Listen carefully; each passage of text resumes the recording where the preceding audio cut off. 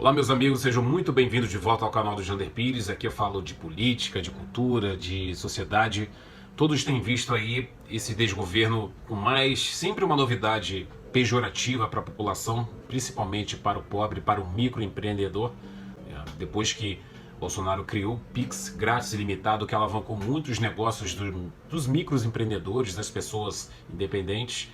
Agora Lula está aí monitorando as transações Pix, com valor de movimentações a partir de R$ 5.000 para pessoas físicas e R$ 15.000 para pessoa jurídica, para poder cair na malha fina. Não basta ser somente uma margem de lucro de 5.000 ou de 15.000.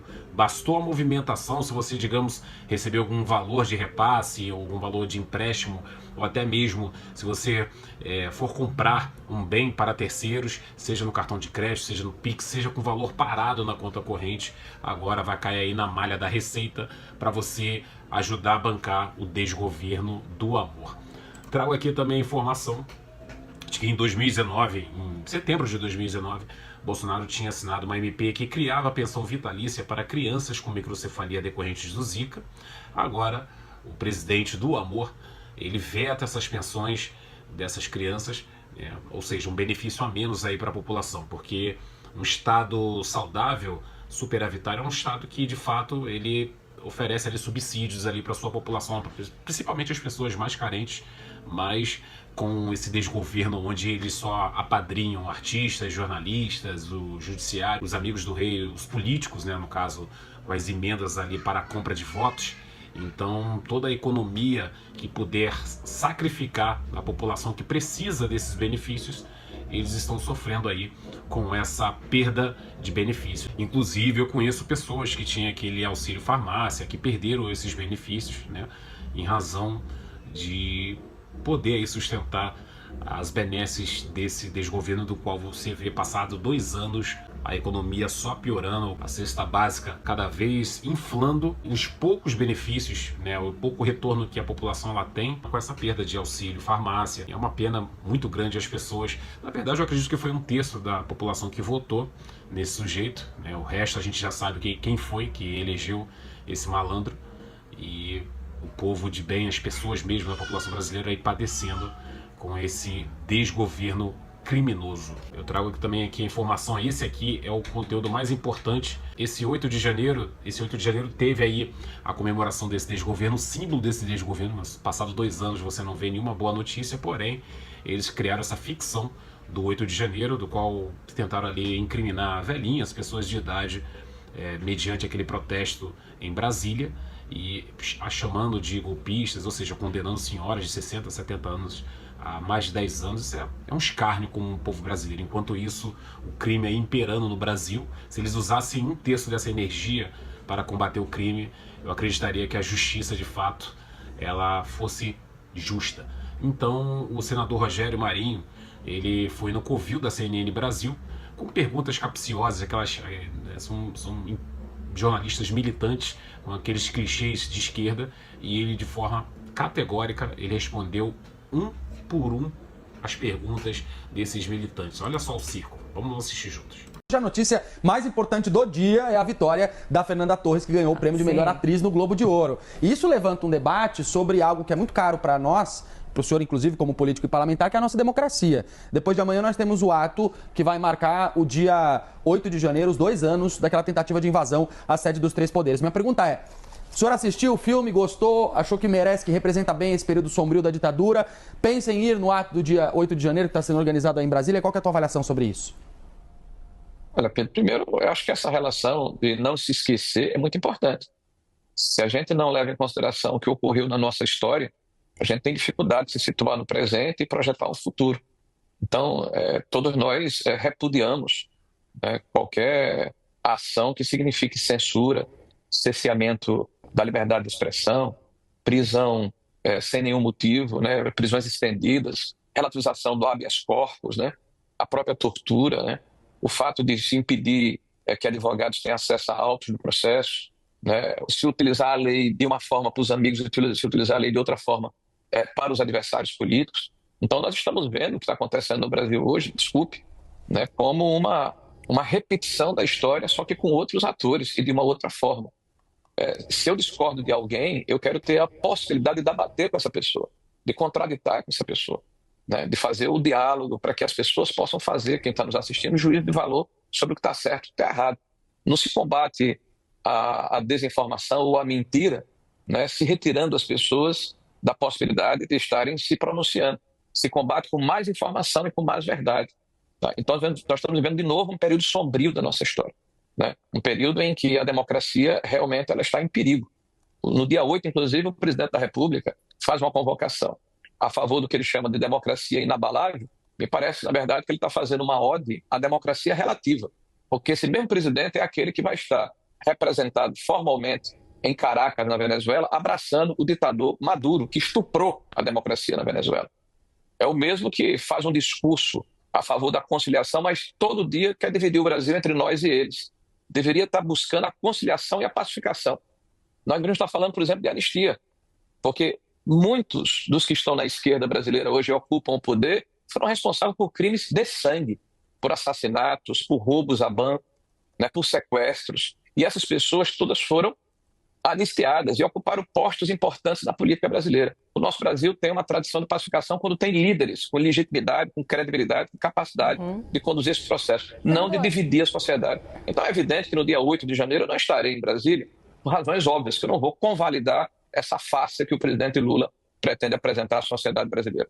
Senador, eu gostaria de pegar um embalo aí no que o senhor está dizendo para a gente. Clarice Oliveira aqui falando, obrigada pela entrevista. Senador, ouvindo o senhor, a gente enxerga aí quase que um paralelo que o senhor está fazendo, então, um paralelo entre a perseguição política ocorrida na ditadura com o que está sofrendo neste momento o ex-presidente Jair Bolsonaro. É exatamente esse paralelo que o senhor faz? Não apenas ele, é um espectro ideológico importante e relevante da sociedade brasileira. Hoje é uma relativização, que é a palavra da moda, da aplicação da lei. Veja, por exemplo, o que aconteceu recentemente, o jornal Folha de São Paulo, que eu acredito que vocês respaldam como instituição séria, né, publica diálogos entre os juízes auxiliares do ministro Alexandre de Moraes, na época, presidente do Tribunal Superior Eleitoral, com um funcionário do tribunal naquela ocasião, onde o funcionário ele é instado a usar a criatividade para produzir provas contra um adversário político. Então, esse tipo de situação é tão séria e foi tão banalizada, tipo assim, tudo é possível contra fulano porque ele é inimigo da democracia. Relativizar a lei, né, passar por cima das convenções, né, abrir mão dos direitos individuais. Né? Então, nós estamos vivendo um momento em que a sociedade brasileira precisa entender que quando o diabo sai da garrafa, é difícil colocar para dentro. E ou a gente entende isso e passa a ter uma postura de que o Brasil ele é plural e que é possível e necessário que haja um contraditório e que as pessoas possam se posicionar, ou a gente vai caminhar gradativamente para um estado de exceção. Essa é a nossa preocupação e esse é o nosso temor. Impecável, impecável o senador Rogério Marinho, do Rio Grande do Norte, um cara técnico, inteligente, educado. Você vê um programa da CNN Brasil, os militantes, inclusive o militante ali, ele abre dizendo que a notícia mais importante é o Globo de Ouro de Fernanda Torres, que de fato eu acho uma boa atriz, muito boa atriz. Eu não acompanhei o filme, mas eu reconheço que ela tem um talento. Mas o governo Lula é isso, é pão e circo e ferro para cima da população que sustenta toda essa farsa, toda essa bagunça que está o país hoje. Inclusive, somado ali as duas gestões do PT, foram bilhões, muito dinheiro, bilhões de valor ali destinado ali para Lei Rouanet. Na verdade, não é um valor direto do governo para os artistas, e sim isenção fiscal, né, para empresas que patrocinam, né, essa arte, né, e com isso o Estado ele deixa de arrecadar, e quem deixa de pagar impostos, esse valor ele é convertido certamente para a população. Ele vai entrar ali na sua cesta básica, no seu café, no seu combustível. Se de um lado eles abrem mão de receber, o outro lado vai pagar dobrado, triplicado, quadruplicado. E então, ali no eufemismo, num jogo de palavras, dá para poder ludibriar, iludir bem a população de que o governo não está bancando diretamente, mas indiretamente ele está bancando sim essa arte, esses bilhões para os artistas. E na cabeça deles, agora com esse Globo de Ouro de Fernanda Torres do país, agora vai. Esse pão e circo do 8 de janeiro foi um fiasco nas manifestações, na festa do PT, né? Foram um pouco mais de 1000 pessoas ali na esplanada ali de Brasília. E aqui tem uma ilustração que enfatiza bem o que esse desgoverno representa. Como é que esse cara ganhou, né, cara? Na verdade, eu sei como ele ganhou. Mas olha só, no 8 de janeiro, né, na festa da democracia do governo petista, um fiasco de 1.200 pessoas. E no 7 de setembro de 2022, milhares, milhões de pessoas, tanto na esplanada quanto Brasil afora, invadiram, né, as ruas com orgulho da pátria do comandante que respeitou a coisa pública. Isso pra gente não tem preço. Não tem preço mesmo. E por fim, eu trago essa ilustração aqui. Foi um trecho interessante. Eu até discordo em alguns pontos assim sensíveis, mas foi um trecho interessante do Pablo Nassau, né, do qual não estou dizendo que ele é lá um primor, uma referência de tudo, mas aqui ele falou uma grande verdade. Olha só. Vou falar uma parada aqui sobre Bolsonaro. Se o Bolsonaro continuasse com o Paulo Guedes do jeito que estava indo, a gente ia tomar um lugar que a gente nunca tomou na história. A gente ia para 4º lugar de economia global. Fácil. Só que ele foi um cara, eu vou te falar que eu vi, tá? Eu testifiquei. Ele desligou o aquecedor da piscina no Planalto para economizar energia. Eu andei um dia com o Eduardo Bolsonaro, no carro indo para gravar um podcast com ele lá, e eu vi e falei, mas por que vocês estão andando nesses Ford 2015, um negócio assim? Meu pai não deixa gastar dinheiro. Foi. As paradas... Ele veio no podcast, eu olhei e falei, ué, que carro é esse? Não, então, os caras ficaram 4 anos sem usar os aviões da FAB, hoje é uma farra do boi. O cara não usou o cartão, como é que fala? Corporativo. Corporativo. Deixa eu te falar, o cara fez uma economia que a gente não tá acostumado. Se continuasse nesse clima de economia, e o Brasil aumentando a receita, diminuindo imposto, olha a fórmula do Bolsonaro. Diminuiu despesa, baixou imposto e aumentou a receita.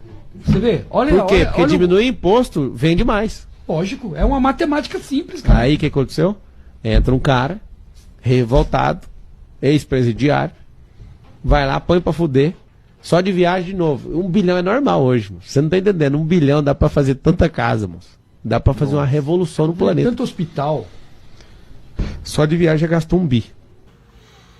Esse aí, só discordei da parte ali do cartão corporativo, que de fato ele era prerrogativa, era direito dele de utilizar. Eu sei que inclusive naquelas motocicletas, né, nos passeios que ele fazia pela cidade, aquela incursão com as pessoas, ele incluía a população nos gastos em padarias, enfim. Ele incluiu o povo de certa forma ali nesses eventos do qual ele fazia essas incursões nas cidades no interior do Brasil afora. De fato ele gastou, mas era um direito ali legítimo do presidente de poder utilizar o cartão corporativo. Mas fora isso, tudo verdade, o cara tentou de forma gradativa retirar o estado da vida da população, né, justamente incentivando o consumo do Brasil, e com isso a arrecadação do próprio país foi aumentando, as pessoas consumindo mais, fazendo o dinheiro movimentar. O governo também foi arrecadando bastante, né, convertendo justamente o consumo do povo em arrecadação, e com isso, ou seja, a máquina estava girando, ou seja, era dinheiro de fato ali para o povo. Que saudade, cara, que saudade do meu presidente. De fato, esse foi um presidente que inclusive o sistema teve que expurgá-lo, teve que persegui-lo para conseguir tomar o poder de volta e eles voltarem a fazer a bandalha, a sacanagem que eles fazem com o nosso suado dinheiro de impostos. Sem contar que, com essa medida agora do PIX, né, das movimentações de 5 mil para pessoas físicas e 15 mil as movimentações mensais para pessoa jurídica, é mais arrecadação, mais impostos, mais tributação para a população, ou seja, o país fica atrofiado, impedido de desenvolver, as pessoas de fato ser independente. Comente aí o que você achou desse vídeo, desses 2 anos desse desgoverno maldito. Meu nome é Jander Pires, deixa seu like aí para que o vídeo possa ser recomendado. Te espero no próximo vídeo. Um abraço, tchau.